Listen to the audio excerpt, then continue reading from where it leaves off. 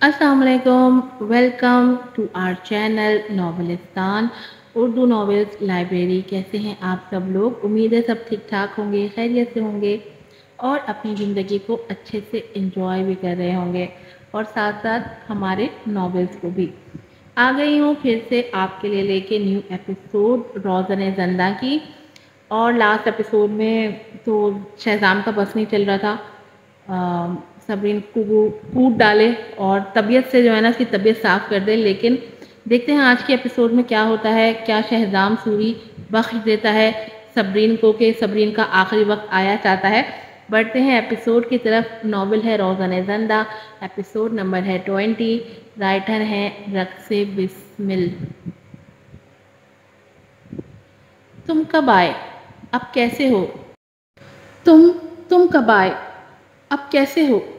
कब कपाते हुए बमुश्किल वो बोल पाई। सिर्फ तुम्हारी वजह से मुझे हॉस्पिटल में पूरी रात सोडियम क्लोराइड आईवी इन्फ्यूजन लेनी पड़ी है। शहज़ाम ने उसे सख्त नज़रों से देखा। कल रात का मंजर नज़रों में फिरते ही उसे अपनी सख्त बेइज्जती महसूस हुई थी। सबरीन, मेरी ज़िंदगी की सबसे बड़ी गलती तुमसे शादी करना है, जिसका पछतावा मुझे सारी उम्र रहेगा। मुझे तुम्हें इस वक्त नहीं बचाना चाहिए था जब तुम पुरानी हवेली के कैद खाने में कैद थी। उसकी बात सुनकर सबरीन पीली पड़ गई, जबकि उसका रद्द अमल सबरीन के लिए काबिल फ़हम था। वो समझ सकती थी अगर वो उसकी जगह पर होती तो यकीनन ऐसा ही रद्द अमल दिखाती। मुझे माफ़ कर दो, आई एम रियली सॉरी। मैं आइंदा ऐसा नहीं करूँगी, वादा करती हूँ। वो सिसकने लगी, आंखें रो रो कर सूज गई थी। आइंदा? शहज़ाम ने उसकी थोड़ी सख्ती से अपनी मुट्ठी में जकड़ी। क्या तुम समझती हो यहाँ अब भी कोई आइंदा आएगा? मैं तुमको देख देख कर तंग आ गया हूँ। तुम खुद को मेरे आगे प्लेट में सजाकर पेश करना चाह रही थी। क्या तुम में कोई हया, कोई शर्म है कि नहीं? शहज़ाम मुश्तइल सा बोल रहा था। उसकी बात पर सबरीन शर्म से जैसे ज़मीन में गड़ी जा रही थी। ये बहुत ज़्यादा था। वो अपनी जगह पर बिल्कुल दुरुस्त था। पता है सबरीन, तुम में और सड़क पर खड़ी एक आवारा औरत में कोई फ़र्क नहीं। उसकी बर्फीली आवाज़ सबरीन के समातों में जैसे जहर घोल रही थी। वो बुरी तरह रोने लगी। एहसास शर्मिंदगी अलग और एहसास ज़िल्लत अलग उसे घायल करने लगा। कितनी बेवकूफ़ थी सबरीन, उसने ऐसा किस तरह कर लिया? अब इसमें रोने की क्या बात है? तुम समझती हो तुम्हारे मगरमच्छ जैसे आंसू बहाने से मेरा दिल नरम होगा, तो ये तुम्हारी भूल है सबरीन यस्तानी। मैं इतना रहमदिल यकीनन नहीं हूँ। शहज़ाम उसके रोने पर सख्त चिढ़ गया। बात सुनो मेरी, आइंदा से मेरे लिए खाना पकाने की ज़रूरत नहीं है और ना ही मेरे सामने आने की कोशिश करना। और भूल कर भी मेरे कमरे में कदम रखा तो मुझसे बुरा कोई नहीं होगा, समझी? वो एक झटके से उठ खड़ा हुआ और उसे यूं ही रोता बिलखता छोड़कर घर से ही निकल गया।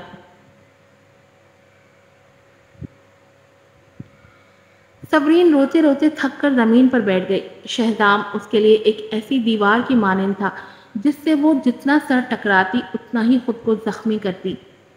और उसने गलती से उस दीवार से सर टकराया था। अब नतीजे में सिवाय नफ़रत और हकारत के कुछ नहीं मिला।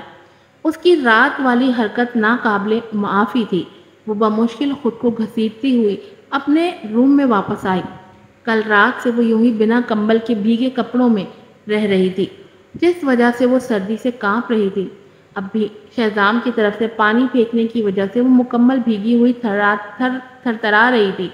उसे सख्त सर्दी लग रही थी, इसके बावजूद भी उसने कपड़े नहीं बदले। ये एक तरह से खुद को सजा देना था। उसका सर चकराने लगा। वो चलती हुई बेड पर कंबल लपेट कर लेट गई। कुछ ही देर में उसे ऊँग आ गई थी। काफ़ी देर बाद उसकी आंख फिरिया की कॉल से खुल गई। उसने मुंदी मुंदी आंखों और भारी होते पपोटों को बमुश्किल खोल कर कॉल देखी और कॉल पिक कर ली। तो सुनाओ यार, कैसा रहा? क्या तुम्हें कामयाबी हुई? फरिया ने तजस्सुस से पूछा। क्या हुआ? तुम कुछ ज़्यादा ही आगे का सोच रही हो। एक तल्ख मुस्कुराहट के साथ सबरीन ने रात के हुए वाक़े को पूरी जुज़ियात के साथ बयान किया, जिसे सुनकर फरिया को एहसास जुर्म ने अपनी लपेट में ले लिया। काश वो ऐसा ना करती, ये तवक्का से बहुत आगे हो गया था।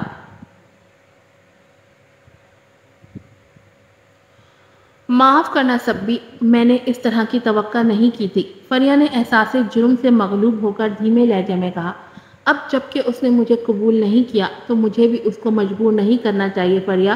بڑی بات کہ میں اس سے ملی ہی عزت سے بدلہ لینے کے لیے تھی۔ مجھے اتنا خود غرض نہیں ہونا چاہیے تھا فریہ، میں نے بہت زیادہ خود غرضی دکھائی ہے، مجھے ایسا نہیں کرنا چاہیے تھا، یہ بہت زیادہ ہے، بہت ہی زیادہ۔ وہ جیسے خود سے مخاطب تھی۔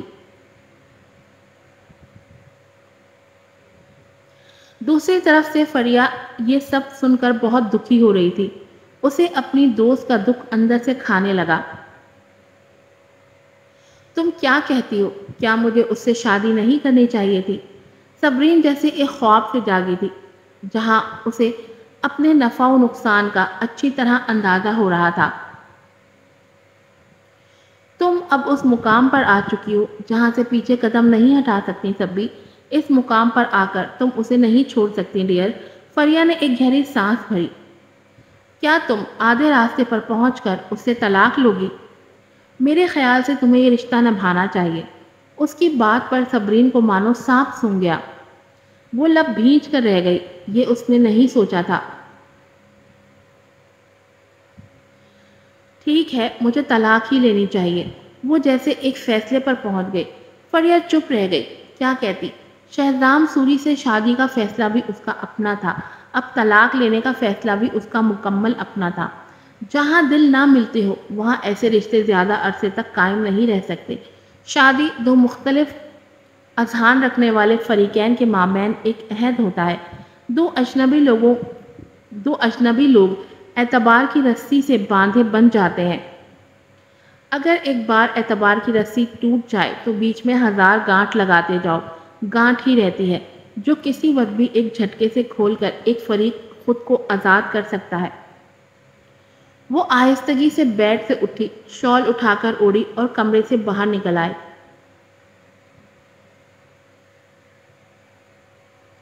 شہزام کے کمرے کا دروازہ کھلا ہوا تھا، وہ آفس کب کا جا چکا تھا۔ اس نے کمرے کے دروازے کو تکتے ہوئے ایک آہ بھری۔ اس واقعے کے بعد وہ ایک مختلف شخص میں بدل چکا تھا، ایک اجنبی شخص جیسا، اور یہ بات صبرین کو اندر سے بری طرح گھائل کرتی تھی۔ وہ آہستہ آہستہ بے دلی سے چلتی کچن میں آ گئی، اپنے لیے نوڈلز بنائے۔ جیسے ہی کھانا ختم کیا، جاذب کی کال آنے لگی۔ اس نے بے دلی سے کال ریسیو کی، اس کا موڈ بالکل آفس جانے کا نہیں ہو رہا تھا۔ صبرین، تم نے ولید کے ولا کا اسکیچ تیار کر لیا؟ جی ہاں، میں نے تیار کر لیا ہے، اس نے تھکی تھکی سی آواز میں جواب دیا۔ ٹھیک ہے، جلدی سے اسکیچ لے کر ان کے آفس جاؤ، وہ اسکیچ کے لیے زور بھر رہا ہے، جا کر اسے دکھاؤ، جاذب نے مصروف انداز میں جواب دیا۔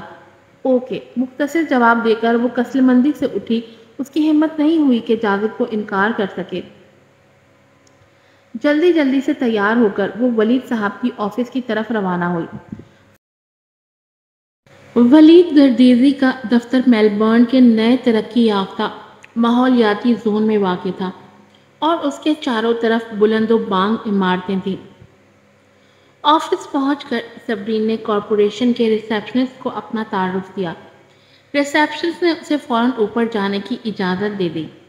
جب وہ اوپر جانے کے لیے لفٹ کا انتظار کر رہی تھی، دوسری لفٹ سے کوئی باہر نکلا تھا۔ صبرین نے اس کی پیٹھ دیکھی اور اسے لگا وہ عزت کی ماں ہے، لیکن اس نے اپنا وہم جان کر سر جھٹکا۔ وہ عورت پرس ہلاتی سیدھی باہر کی طرف بڑھ گئی، اس نے صبرین کی موجودگی نوٹ نہیں کی۔ اس وقت لفٹ نیچے آئی اور دروازہ آواز کے ساتھ کھلا تو صبرین کی توجہ بھی اس عورت سے ہٹ گئی۔ اپنے حواس بحال کرنے کے بعد صبرین اپنے ذہن میں کئی شکوک و شبہات لیے لفٹ میں داخل ہوئی۔ اسے یاد آیا کس طرح وہ گرین ماؤنٹین والے علاقے میں عزت درانی سے ٹکرائی تھی اور آج وہ عزت کی ماں سے ٹکرائی تھی۔ کیا یہ محض اتفاق تھا؟ ویٹ، ولید کی کاسٹ گردیزی تھی، کیا وہ عزت کی ماں کا رشتہ دار ہو سکتا تھا؟ حالانکہ صبرین نے عزت درانی کے منہ سے کبھی نہیں سنا کہ اس کا ولید گردیزی جیسے طاقتور شخص سے کوئی تعلق ہے۔ یہ سب سوچتے اور اندازے لگاتے اس کا سر درد سے پھٹنے لگا۔ اف!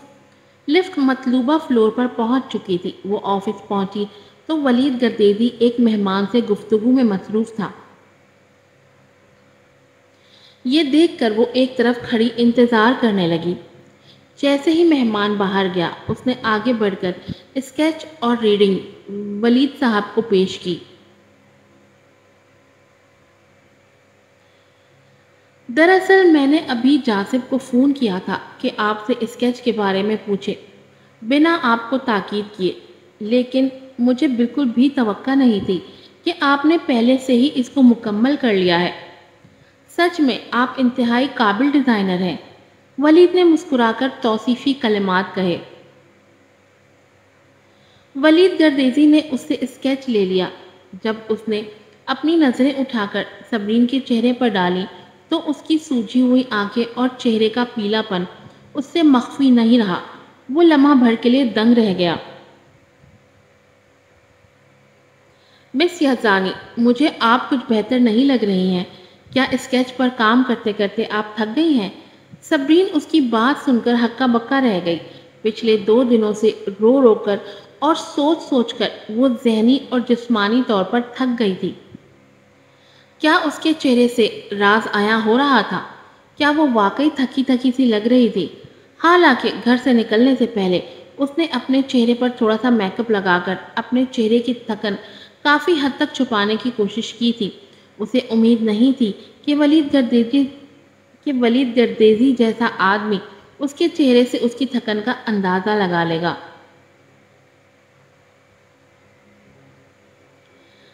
نہیں تو اصل میں مجھے حال ہی میں ہلکی سی انسومینیا کی شکایت ہو گئی ہے، وہ بات بنا گئی، جس پر ولید سر ہلا کر رہ گیا۔ اس کے ذاتی خیال کے مطابق وہ اسی لیے انسومینیا کی شکار تھی کیونکہ عزت اور عابد شادی کرنے والے تھے اور وہ اس معاملے میں صبرین کی کوئی مدد نہیں کر سکتا تھا۔ لیکن اسے صبرین پر دل کی گہرائیوں سے ترس آیا تھا۔ کاش وہ اس کی کوئی مدد کر سکتا۔ تھوڑی دیر بعد جیسے اسے کچھ یاد آیا، وہ انویٹیشن کارڈ تو چھپانا بھول ہی گیا تھا جو اس کی بہن ابھی دے کر گئی تھی، لیکن اسے دیر ہو گئی تھی۔ صبرین کی نظریں ٹیبل پر رکھے انویٹیشن کارڈ پر جمی ہوئی تھی۔ سرخ رنگ کا کارڈ جس پر سنہری رنگ کے الفاظ کندہ کیے گئے تھے، عزت درانی ویڈ ود آبش یزدانی۔ لگتا ہے آپ یزدانی اور درانی خاندان کو جانتے ہیں۔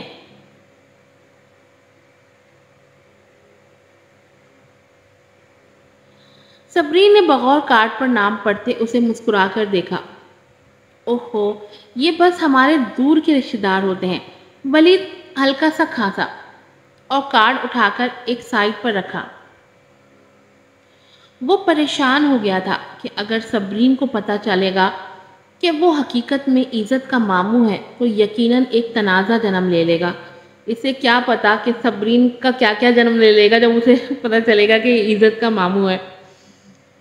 ان سب باتوں کے باوجود صبرین ایک جوان اور جذباتی سی لڑکی تھی۔ اس لمحے کی تلخی کے اثر میں آ کر وہ اس کا ولا ڈیزائن کرنے سے انکار بھی کر سکتی تھی۔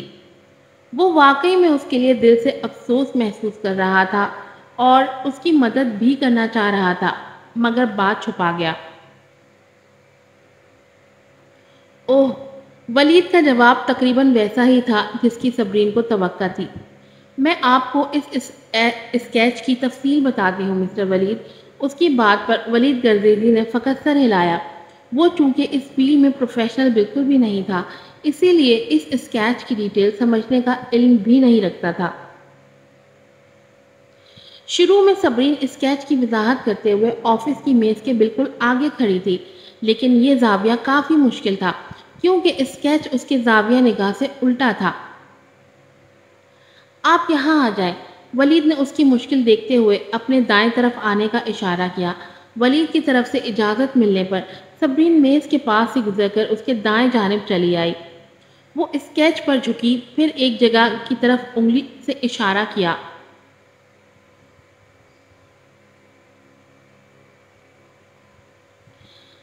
مجھے یہ ڈر تھا کہ کتابوں کو کپ بورڈ میں رکھنے کے لیے یہ جگہ کافی نہیں ہوگی، اس لیے میں نے یہاں ایک اور قطار کا اضافہ کیا ہے۔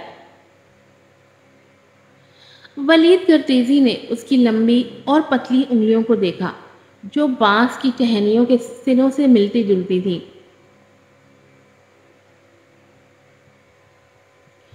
وہ بالکل اس کے پاس کھڑی تھی، اگرچہ اس کا کندھا اس سے کچھ دور تھا، لیکن وہ اس کے بالوں سے نکلنے والی مسحور کن خوشبو کو سونگھ سکتا تھا۔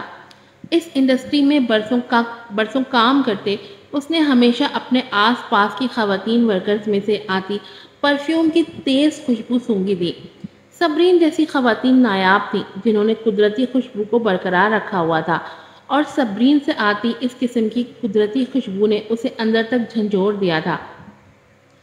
آج کی ایپیسوڈ یہیں پر ختم ہوتی ہے، لیکن آپ نے کہیں جانا نہیں ہے، اس کے بعد ایک اور ایپیسوڈ بھی ہے جو اس کے بعد آٹو پلے ہو جائے گی۔ ولید گردیزی کو پتہ ہی نہیں ہے کہ جب صبرین کو یہ پتہ چلے گا کہ وہ عزت کا ماموں ہے تو صبرین کی کیا کنڈیشن ہونے والی ہے۔ صبرین جتنی جذباتی اس ٹائم پہ ہے اور جتنی شد و مت سے اس نے کوششیں کی ہیں نا شہزام کے لیے کسی طریقے سے میں عزت کی مومانی بن جاؤں، اور اس کو تو آئیڈیا ہی نہیں ہے کہ کیا کیا ہونے والا ہے اور کیا کیا ہو سکتا ہے۔ اور مجھے تو یہ ہو رہا ہے کہ صبرین کا کوئی مینٹلی بریک ڈاؤن نہ ہو جائے، کیونکہ اس نے جتنی زیادہ اپنی توانائیاں خرچ کی ہیں شہزام کو اپنی طرف راغب کرنے کے لیے، صرف اور صرف اس لیے کہ وہ عزت کی مومانی بن جائے، بس ریونج ہی اس کے ذہن پہ سوار ہے۔ اس کو بالکل بھی اندازہ نہیں ہے کہ یہ بازی پلٹنے والی ہے اور اس بری طریقے سے پلٹنے والی ہے کہ وہ شاید اس وقت جو اس کا اکلوتا رشتہ ہے نا شہزام، وہ بھی شاید کھو دے۔ مجھے نہیں پتا آگے کیا ہوگا، لیکن بہرحال I feel sad, very very sad for Sabreen. حالانکہ اس کی غلطیاں معاف کرنے کے قابل نہیں ہے، پھر بھی وہ ڈیزرو نہیں کرتی۔ بہرحال پھر ملوں گی آپ سے نئی ایپیسوڈ کے ساتھ۔ جلدی سے جا کر چینل سبسکرائب کریں، ویڈیو کو لائک کریں، شیئر کریں۔ السلام علیکم۔